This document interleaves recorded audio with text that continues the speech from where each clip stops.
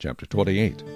Now David assembled at Jerusalem all the leaders of Israel, the officers of the tribes, and the captains of the divisions who served the king, the captains over thousands and captains over hundreds, and the stewards over all the substance and possessions of the king and of his sons, with the officials, the valiant men, and all the mighty men of valor. Then King David rose to his feet and said, "Hear me, my brethren and my people.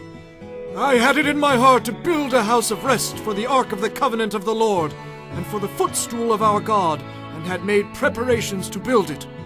But God said to me, 'You shall not build a house for my name, because you have been a man of war and have shed blood.' However, the Lord God of Israel chose me above all the house of my father to be king over Israel forever, for he has chosen Judah to be the ruler. And of the house of Judah, the house of my father, and among the sons of my father, he was pleased with me to make me king over all Israel. And of all my sons, for the Lord has given me many sons, he has chosen my son Solomon to sit on the throne of the kingdom of the Lord over Israel. Now he said to me, 'It is your son Solomon who shall build my house and my courts, for I have chosen him to be my son, and I will be his father. Moreover, I will establish his kingdom forever, if he is steadfast to observe my commandments and my judgments, as it is this day. Now therefore, in the sight of all Israel, the assembly of the Lord, and in the hearing of our God, be careful to seek out all the commandments of the Lord your God, that you may possess this good land, and leave it as an inheritance for your children after you forever. As for you, my son Solomon, know the God of your father, and serve him with a loyal heart, and with a willing mind.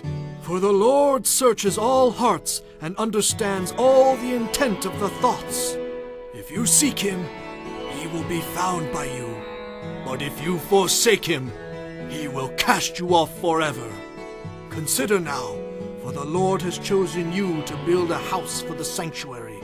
Be strong and do it." Then David gave his son Solomon the plans for the vestibule, its houses, its treasuries, its upper chambers, its inner chambers, and the place of the mercy seat, and the plans for all that he had by the Spirit of the courts of the house of the Lord, of all the chambers all around, of the treasuries of the house of God, and of the treasuries for the dedicated things, also for the division of the priests and the Levites, for all the work of the service of the house of the Lord, and for all the articles of service in the house of the Lord.